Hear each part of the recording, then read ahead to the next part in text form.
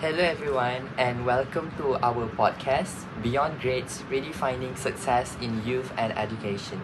Today, we're talking about something very close to every student's heart grades. But we're not just here to talk about them, we're here to ask, are grades the only measure of a person's potential or success? Let me start with a simple question. Have you ever felt that all your worth is measured by your exam results? That fear of failing or that small amount of pride in an A plus determines how people see you? For many young people, academic performance determines whether they are considered smart, successful, or average. In most cases, the fear of not being good enough is inevitable, along with the judgment that comes after receiving an average score. But is that fair? Should success only be measured by what appears on a report card? Or is it something else? Today, we'll explore why education should go beyond grades and focus more on skills, growth, emotional intelligence, and holistic development. I'm Ayman Daniel, and here with me is my co-host Amar Razak. Alright, thanks Aiman. I'm really excited to be here. I think this topic is extremely relevant, especially for students today. Many young people experience pressure from parents, teachers, and even themselves. To achieve straight A's, it almost feels like grades are the only things that matter in our lives. But if education is supposed to prepare us for life, not just exam, then maybe the real question is, are we learning to understand or are we learning just to score? Exactly. And in today's rapidly changing world, success is no longer determined only by academic results. Employers and society value communication, creativity, problem solving, teamwork, and adaptability. Society nowadays is more flexible toward well-development soft skill so that an individual can survive in a harsh world. Input alone is not enough. In this podcast, we'll first discuss the problem with a grade focused education system, then explore what truly matters beyond grades, and finally, suggest ways education can evolve to prepare students for life, not just tests. Now, let's start with our first part. The problems. Are grades everything? So, let's get started. Most education systems are heavily exam oriented. Students are ranked by GPA, test scores, and academic achievements. From a young age, we are told, get good grades and you'll be successful. But in my opinion, that is not always the case. In reality, good grades do not guarantee success in general, let alone securing future jobs. But this creates intense competition. Students compare themselves with classmates. Some feel proud when they get an A, while others feel discouraged when they feel behind. And this constant comparison can have serious consequences. In this context, the comparison between excellent and average students creates a surge of insecurity about the feeling of not being good enough. In real life, we never know what someone's journey will be like throughout their lives. In this globalized world, opportunities can appear in every direction. Is it only the matter of whether you are prepared for them? Other than that, academic pressure often leads to stress, anxiety, and even depression. Many students fear failure more than they value learning. In my opinion, the process of learning is also an achievement for us because the fact that we are putting new input into our minds rather than not knowing it at all is a priceless feeling.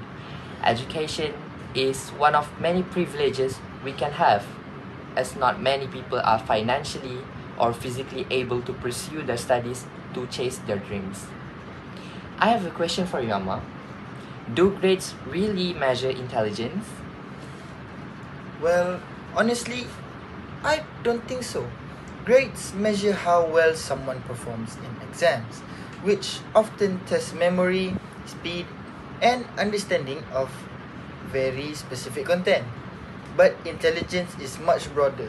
Someone with a higher IQ is not necessarily smarter in general. It is just a fact that individuals with higher IQs are more likely to have better problem solving skills, which, in my opinion, may lead to better job security in the future. For example, there are students who may struggle in math or science, but are excellent leaders, creative thinkers, or problem solvers. There are those who may not write well but can inspire a team with their ideas. In society, leadership and creativity are often valued more than good grades. There are already millions of people with perfect scores out there, but only a few who possess the creativity that is actually needed in industries such as fashion and science. If only we value grades, we ignore all these talents, and that's a huge problem in modernization. I completely agree. There are also the mental health aspect. Students who constantly worry about grades may avoid taking risks or thinking creatively. They memorize rather than explore ideas. They are afraid of not being where they think they should be, and instead follow the patterns embedded in society's mindset. And when failure feels unacceptable, curiosity, the core of learning, disappears, when actually curiosity is the whole point of learning. You cannot master something without true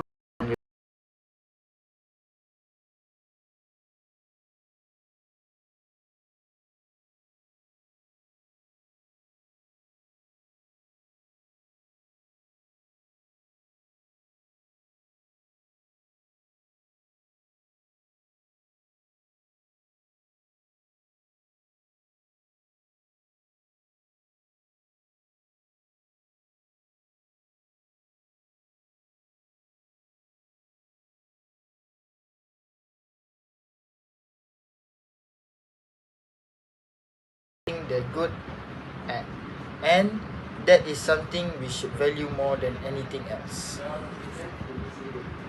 Yes, and many students adopt this mindset. If I fail, I am a failure. But mistakes are actually a natural part of learning. And I agree with you about talents. Society nowadays expects us to know everything: history, math, science, but I think that alone destroy the idea of having something you are truly good at. It strips away our natural strengths because we are told to be excellent in everything. Right. And sometimes students only study to pass exam, not to understand. So maybe the issue isn't that grades are bad, it is that they become the only measure of success. By not understanding the topic, we will not able to active our logical thinking when facing questions that are applied in real life. And also, this affects long-term learning. Students might score high on tests but struggle to apply knowledge in real-life situations. That's why we need to rethink the whole system so that we can develop people to become more critical thinkers later in life.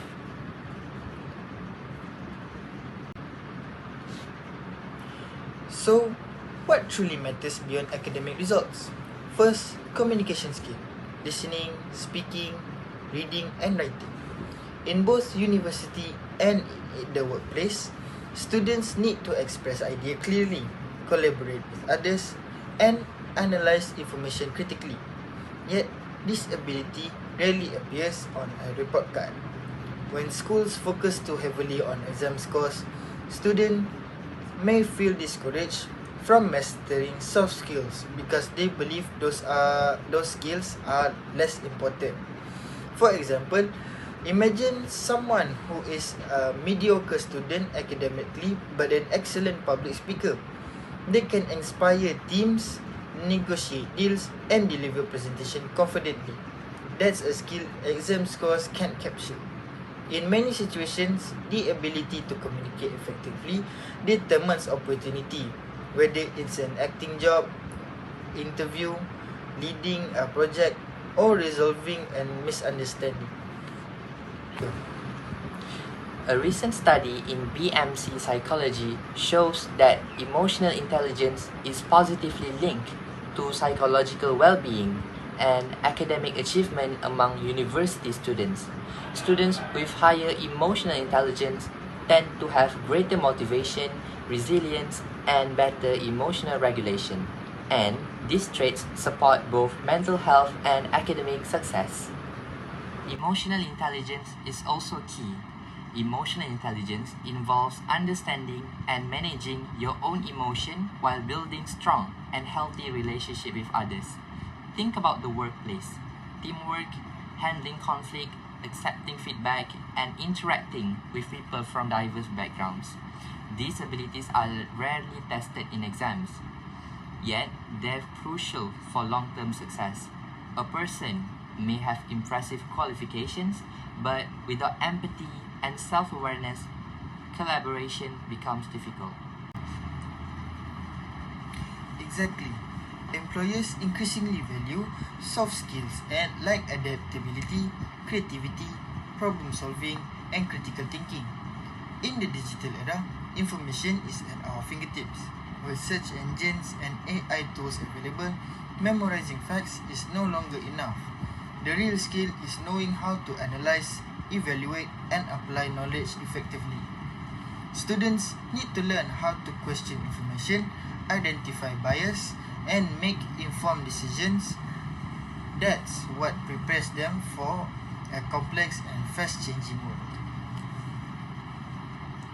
I agree. Integrated skills are important. Listening helps you absorb knowledge. Reading develops analytical thinking. Speaking builds confidence, and writing sharpens structured thinking.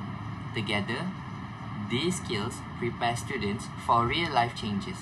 For example, a student who can research thoroughly, present ideas clearly, and defend arguments respectfully is already developing skills needed in professional environments. And let's not forget resilience. Life is full of setbacks, failed interviews, rejected applications, unexpected changes. Students who only focus on grades may struggle when they face real world failures because they were never taught how to cope with disappointment. But those who develop emotional intelligence, problem solving skills, and adaptability can bounce back stronger. Resilience turn obstacles into lessons instead of limitations. I agree. Also, creativity should be nurtured. Schools often focus on getting the right answer, but in life, innovative ideas matter. Think of entrepreneurs who created companies from simple ideas, or artists who change industries through originality. Their success isn't measured by grades, it's measured by vision, risk taking, and persistence. Creativity encourages students to think beyond memorized solutions and explore new possibilities. We should also talk about leadership. Leadership skills, teamwork, and social responsibilities are just as important as academic knowledge. Students who can inspire, organize, and empathize with others bring real change, not just good grades. Leadership doesn't always mean being the louder person in the room. Sometimes it means listening carefully, making fair decisions, and supporting others quietly but constantly. Another important factor is self-discipline.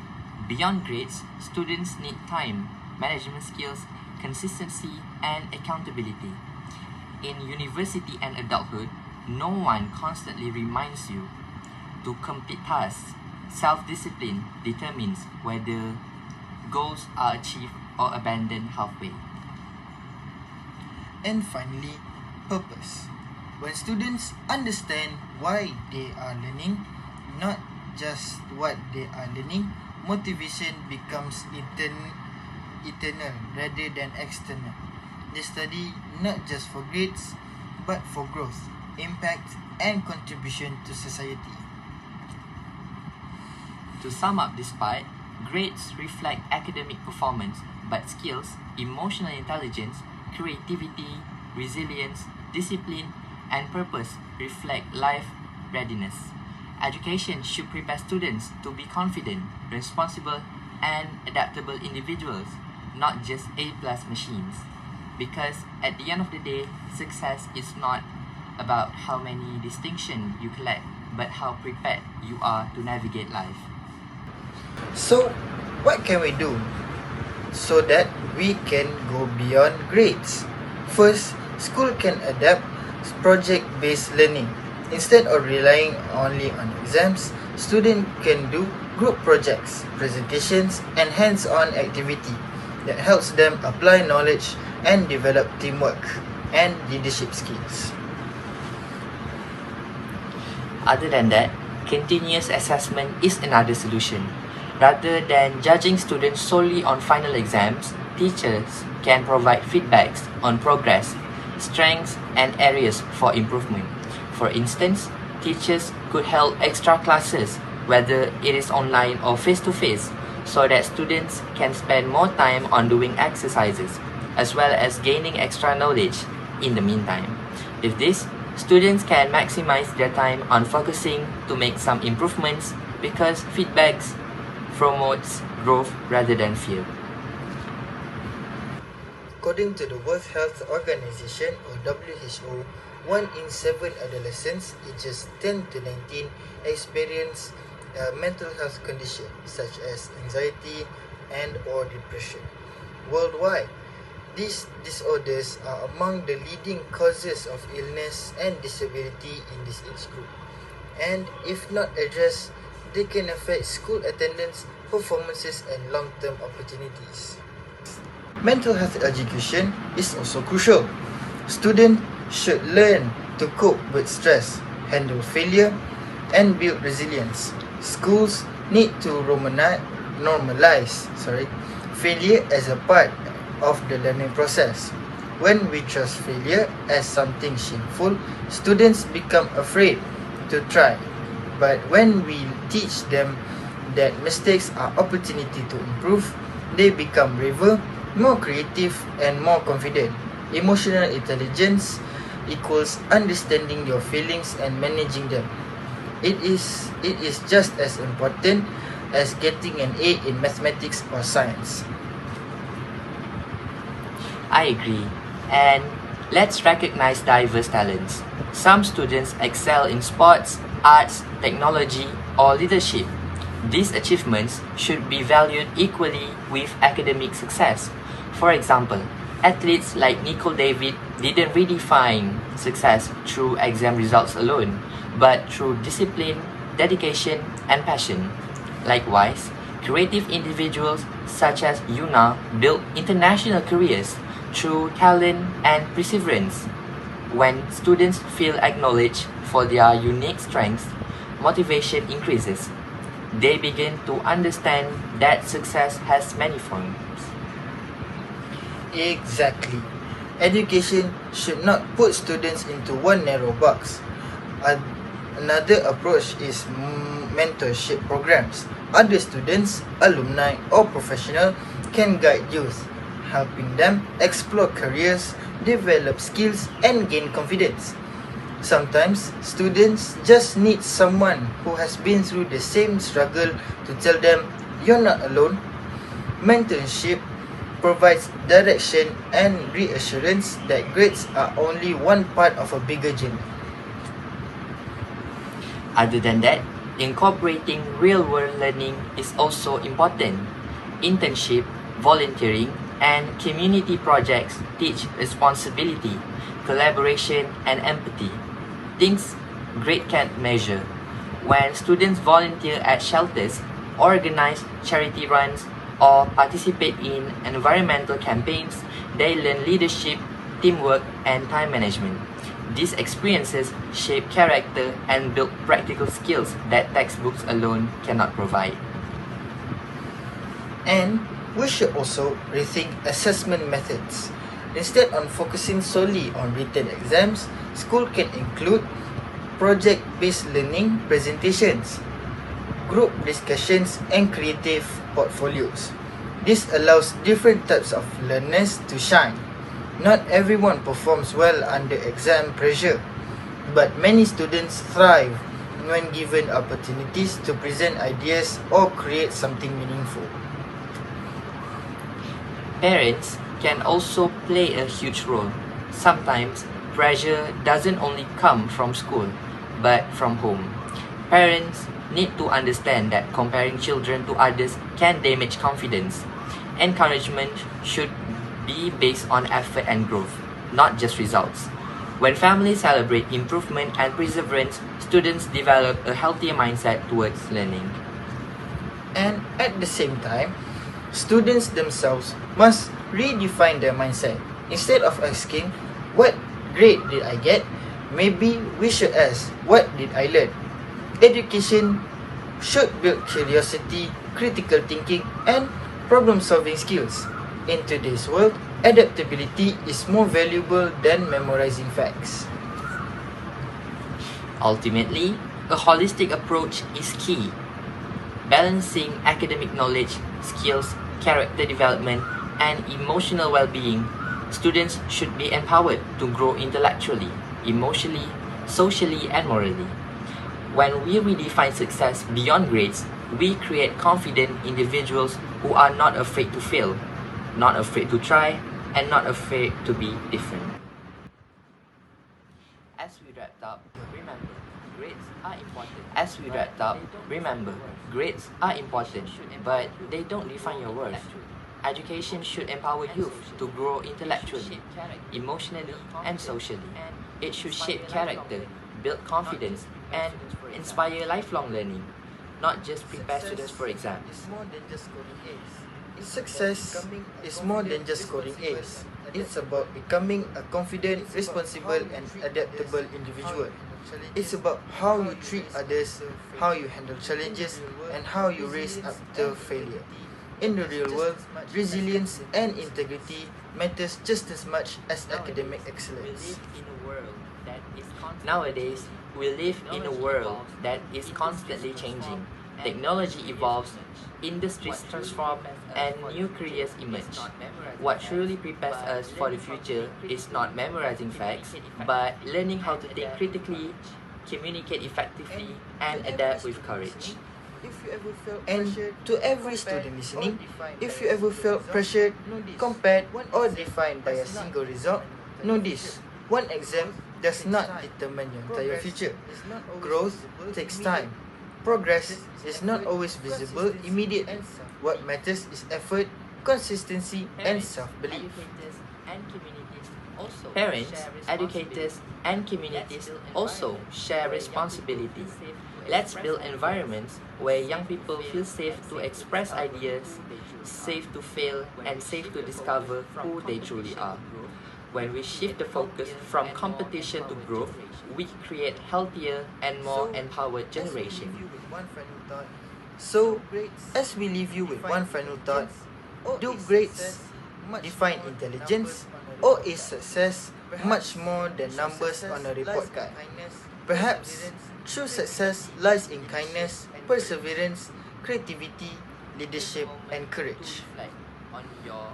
Take a moment to reflect on your own definition of success. Is it a title, a salary, recognition, or is it a fulfillment, purpose, and impact? Maybe redefining success begins with redefining what truly matters to you. Thank all of you for listening to Beyond Grades, Redefining Success in Youth and Education. We hope today's discussion encouraged reflection, growth, and positive change, not only in schools, but in homes and communities as well. And remember, your journey is unique. Value your talents, embrace your mistakes, and keep learning. Beyond grades, your potential cannot be measured by a single piece of paper. Stay curious, stay resilient. Until next time, stay curious, stay resilient, and redefine what success means to you. Because success is not just a number, it is a journey. Bye.